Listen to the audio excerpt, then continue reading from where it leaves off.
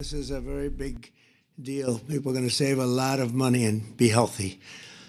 So we're here this evening to celebrate the 4:17 a.m., March 14th, Detroit, Michigan. The street is quiet, dead quiet. Frost clings to the windshields of parked sedans lining Elmhurst Avenue in the city's affluent northwest corridor. Porch lights flicker weakly against the weight of pre-dawn darkness. In the driveways of this upscale neighborhood, a pocket of wealth carved into a city still scarred by decades of economic collapse, luxury SUVs sit behind wrought iron gates. German engineering, blacked out windows, nothing moves, not a dog, not a jogger, not a single sign of life disturbs the frozen silence. Then the convoy arrives, 14 unmarked federal vehicles, black Chevrolet Suburbans with government plates, 2 mine-resistant ambush-protected armored tactical units, a mobile command center bristling with satellite uplinks and encrypted communications arrays. They roll in without sirens, without headlights, engine noise muffled by the cold. The lead vehicle stops 40 yards from a sprawling 7,200 square foot colonial mansion. Red brick facade, white columned portico, 6-car garage with heated floors, manicured hedgerows trimmed to geometric precision. A home assessed at $2.1 million in a city where the median house price barely cracks $60,000. This is the residence of Deputy Chief Abdakani Hassan Warsing, 31 years with the Detroit Police Department, 17 commendations, 2 Medals of Valor, a framed photograph with 3 consecutive mayors hanging in his downtown office on the 4th floor of Public Safety Headquarters.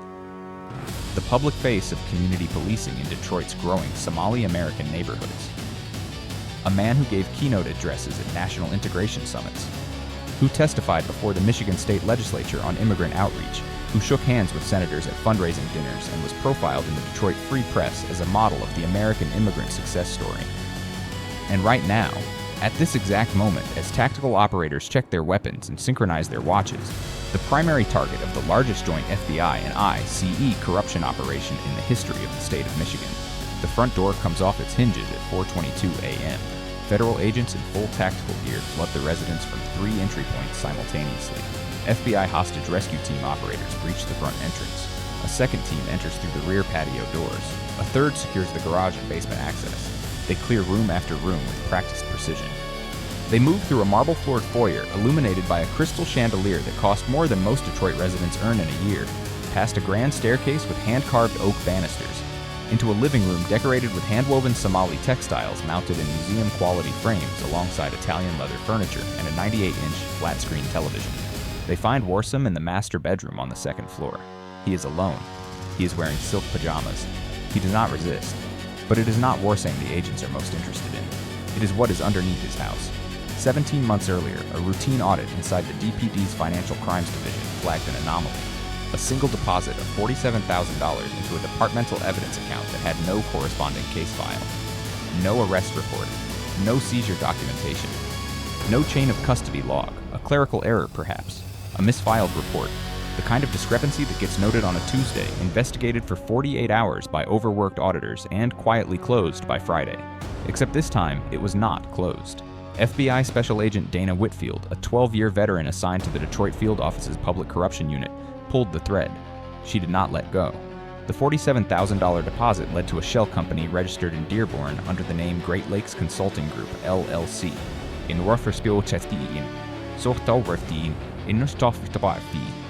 A company with no employees, no office, no website, and no apparent business operations. That shell company connected through a series of financial intermediaries to a freight logistics firm called Atlas Global Transport, operating out of a 40,000 square foot warehouse near the Ambassador Bridge. Word less than a mile from the Canadian border. And Atlas Global Transport had processed over $14 million in wire transfers to accounts in Nairobi, Mogadishu, Dubai, and Ankara over a 3-year period. The thread did not stop there. It never does. Over the next 14 months, a joint task force comprising 22 FBI agents, 15 ICE Homeland Security Investigations officers, intelligence analysts from the Financial Crimes Enforcement Network, forensic accountants from the IRS Criminal Investigation Division, and liaison officers from Customs and Border Protection constructed a case of staggering, almost incomprehensible scope. What began as a $47,000 anomaly on an accountant's spreadsheet metastasized into a sprawling transnational network of bribery, human smuggling, narcotics trafficking, evidence tampering, witness intimidation, to end systematic institutional corruption that had embedded itself inside the Detroit Police Department like a malignant tumor growing silently behind a badge. At the center of it all, the architect, the recruiter, the banker, the enforcer, stood Deputy Chief Abdikhani Hassan Warsam. The evidence recovered from the Elmhurst Avenue mansion would take federal cataloging teams 11 days to fully process and inventory. Start with the basement. Behind a reinforced steel door concealed beneath a false wall in what appeared to be an ordinary wine cellar, agents discovered a purpose-built, climate-controlled vault measuring approximately 600 square feet. The walls were lined with acoustic dampening material. The ventilation system ran on a separate electrical circuit. Inside that vault, agents found $4.7 million in United States currency, bundled in $10,000 stacks and sealed in commercial-grade shrink wrap. 43 gold bars, each weighing 1 kilogram and stamped with Swiss refinery markings, with an estimated combined value of $2.8 million. A Breitling watch collection, 14 individual timepieces, each stored in its original presentation case, appraised by federal evaluators at over $620,000, and documentation, boxes upon boxes of it, handwritten ledgers in 3 languages, encrypted USB drives, 3 by 17 in total, 3 laptop computers, 14 prepaid cellular phones, each used for no more than 72 hours before being discarded and replaced, a satellite phone with call logs routed through relay stations in Djibouti, Kenya, and the United Arab Emirates. Move upstairs. In a second-floor office behind a locked mahogany door fitted with a biometric fingerprint scanner, agents found what prosecutors would later call the most damning piece of evidence in the entire case. A 4-drawer filing cabinet containing personnel files, not city-issued official records, but Warsam's own private, meticulously maintained dossier on 67 individual officers within the Detroit Police Department. Each file included the officer's full name, rank, current assignment, home address, known financial vulnerabilities, gambling debts, mortgage arrears, child support obligations, medical bills, and in many cases a precise dollar figure written in red ink beside their department photograph. This was not a filing cabinet. This was his recruitment ledger, his shopping list for corruptible souls. According to the 214-page federal indictment unsealed the following day in the United States District Court for the Eastern District of Michigan, Warsam had spent more than a decade methodically building a parallel command structure inside the police department. Officers loyal to him, recruited by him, compromised by him, or outright purchased by him, were strategically placed in narcotics divisions, vice units, evidence management facilities, internal affairs bureaus, and border liaison positions. These officers did not ultimately answer to the chief of police. They did not answer to the city of Detroit. They did not answer to the people they swore an oath to protect. They answered to Warsam, and through Warsam, they answered to an international criminal network that federal prosecutors would later describe in open court as one of the most sophisticated and profitable smuggling operations ever dismantled on American soil. The operation worked like this. Warsam's network facilitated the movement of undocumented individuals from East Africa through a pipeline that stretched across 4 continents. The journey began in Mogadishu or Hargeisa, moved to Istanbul through forged travel documents, continued from Istanbul to Sao Paulo on fraudulently obtained Brazilian transit visas, then from Sao Paulo to Mexico City, and finally from Mexico City across the southern United States, border into Texas through cartel-controlled crossing points.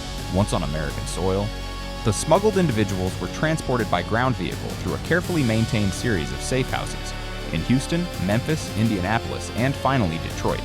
Each safe house was managed by a local coordinator who reported directly to Warsam's network.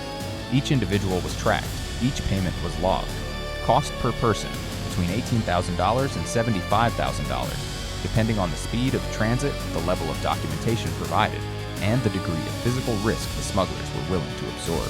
But human smuggling was only one revenue stream, and not even the most profitable one. The same pipeline moved narcotics. Cotton, a flowering plant containing cathinone, a Schedule I controlled stimulant widely consumed in East African communities. Arrived in bulk shipments concealed within legitimate freight containers of textiles, to spices and dry goods processed through the Ambassador Bridge crossing and the Port of Detroit. Warsam's officers ensured these shipments passed through customs inspection points without scrutiny. Federal investigators estimated that the network moved over 12,000 kilograms of cat into the United States annually, generating roughly $38 million in street-level distribution revenue across 7 states. Then there were the bribes. This is where the numbers become difficult to comprehend, where the mind struggles to reconcile the figures on the page with the reality of a single man operating inside a municipal police department. Over a 10-year period, Deputy Chief Warsom allegedly received, facilitated, directed, or laundered approximately $2.3 billion in payments. That figure, confirmed by the United States Attorney's Office for the Eastern District of Michigan during the formal press conference following his arrest, encompasses direct cash bribes to law enforcement officers, payments to municipal officials and elected representatives, wire transfers to foreign bank accounts across 11 countries, real estate purchases in Michigan, Florida, and Minnesota used as laundering vehicles, and investments funneled through an intricate web of 41 shell companies registered across 7 U.S. states and 4 foreign nations. $2.3 billion, flowing through the hands of a deputy police chief, in a city that filed for the largest municipal bankruptcy in American history in 2013, a city where fire stations closed, where streetlights went dark, where ambulance response times stretched to unconscionable lengths, where citizens were told there was no money. There was money. It was just in Warsom's basement. The arrests came simultaneously across the metropolitan area. At the same hour, Warsom's front door was breached on Elmhurst Avenue. Coordinated federal raids struck 23 separate locations across Detroit, Dearborn, Hamtramck, Southgate, and Dearborn Heights. Federal agents executed search warrants on private residences, a used car dealership on Michigan Avenue, 2 licensed money transfer businesses, a commercial trucking company, a nonprofit community outreach center that had received $1.2 million in city grants over 5 years, and a halal grocery distribution warehouse on the city's east side. The 35 individuals were taken into federal custody that morning before the sun had fully risen. Among them, 12 active-duty Detroit police officers, ranging in rank from patrol officer to captain. 3 retired DPD officers now working in private security consulting. 4 civilian employees of the police department, including an evidence room supervisor with 19 years of service and a records management clerk. 2 employees of the Wayne County Prosecutor's Office. 5 operators and employees of licensed money service businesses. And 9 individuals identified by federal investigators as logistics coordinators, recruiters, and ground-level operators for the smuggling network itself. The individual arrests paint their own portraits of betrayal. Captain Liban Farah, a 22-year DPD veteran who commanded the Southwestern District and oversaw community engagement for the department's entire West Side operations, was arrested at his home in Dearborn Heights. At 4:19 a.m., federal agents recovered $380,000 in cash, concealed inside a professionally constructed false compartment in his garage, along with a loaded, unregistered Glock 19 semi-automatic pistol with its serial number obliterated by acid etching.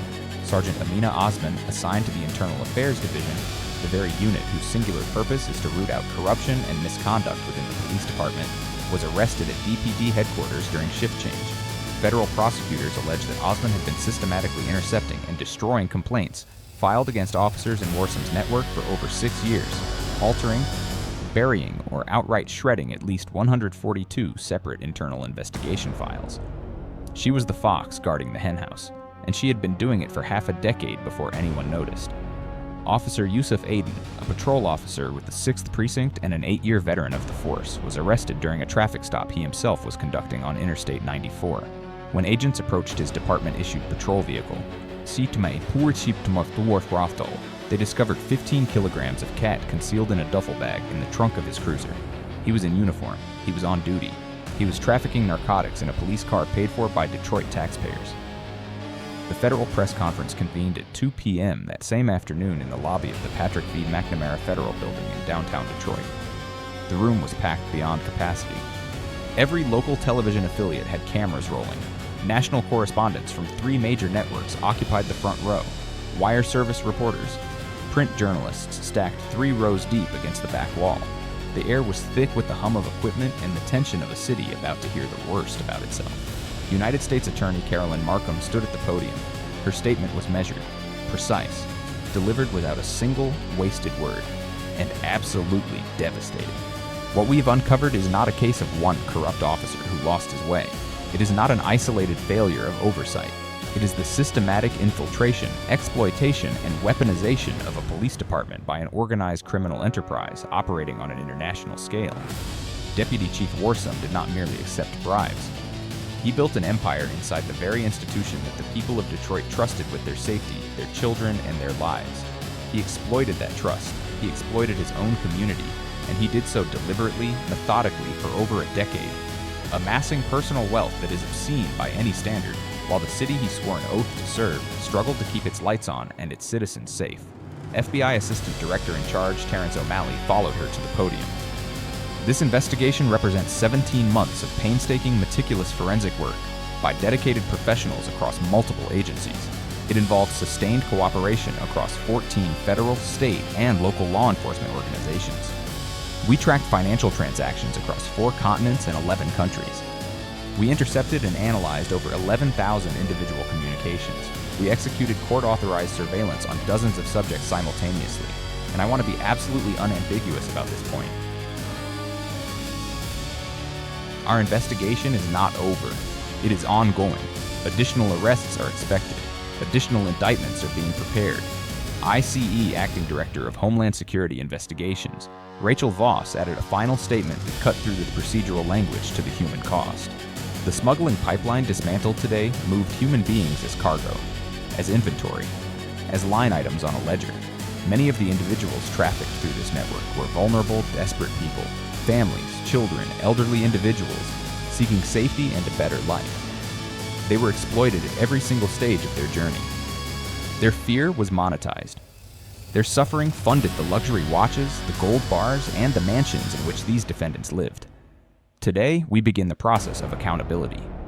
In the weeks following the raids, the full scope of the damage inflicted upon the Detroit Police Department and the communities it serves became visible in painful, undeniable detail. The chief of police tendered his resignation within 72 hours, citing a failure of institutional oversight that occurred on his watch. The mayor convened an emergency session and called for an independent civilian commission with subpoena power. The city council voted unanimously to approve emergency federal oversight of the department's internal affairs operations, evidence management systems, and financial controls. The Department of Justice initiated a formal pattern or practice investigation, where community leaders in Detroit's Somali American neighborhoods, the very communities Warsom had publicly championed, represented, and drawn political power from for over 2 decades, issued statements expressing shock, grief, betrayal, and deep, searing fury. Mosques held emergency gatherings. Community organizations scrambled to distance themselves from a man whose name had once been synonymous with pride and progress. Victim impact statements filed with the federal court told stories that no dollar figure, no authority powers for order for fear, no indictment, no prison sentence could adequately capture or remediate. A mother from Mogadishu who paid $52,000, her entire family's savings, and borrowed money from relatives across 3 countries.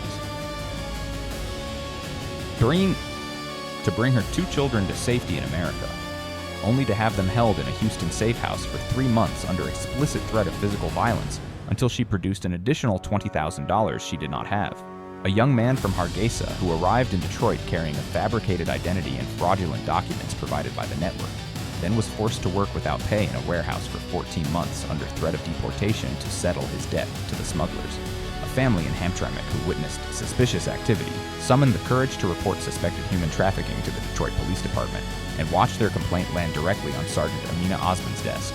Per show as lamar for one by shirt to re-wonder, where it was read, noted, and destroyed within 24 hours. These are not abstractions. These are not statistics. These are human beings who placed their trust in a system that had been hollowed out from the inside by the very people paid to protect it. Deputy Chief Abdikani Hassan Warsame was denied bail by Federal Magistrate Judge Patricia Morales, who cited overwhelming flight risk and danger to the community. He currently faces 47 federal charges, including RICO conspiracy, bribery of public officials, conspiracy to smuggle undocumented persons, narcotics trafficking, money laundering in excess of $1 billion, obstruction of justice, destruction of federal evidence, wire fraud, and tax evasion. If convicted on all counts, he faces a mandatory minimum sentence of life imprisonment without the possibility of parole. 28 of the 35 arrested individuals have been denied bail. 7 have entered preliminary plea negotiations with federal prosecutors. The 2 officers, whose names remain sealed by court order, have agreed to fully cooperate with the ongoing federal investigation in exchange for reduced sentencing recommendations. Their testimony is expected to implicate additional individuals not yet publicly identified. As of today, the investigation remains active and expanding. Federal sources confirm that additional indictments are being prepared by the grand jury. The financial forensics team continues to trace assets across multiple domestic and international jurisdictions. Asset seizure and forfeiture proceedings have been initiated against 14 residential and commercial properties, 23 vehicles including 7 luxury automobiles, and financial accounts holding a combined value of $87 million. Consider what this case truly reveals. Not just one man's greed. Not just a network of dirty cops seduced by easy money, but a systemic, structural vulnerability at the heart of American law enforcement.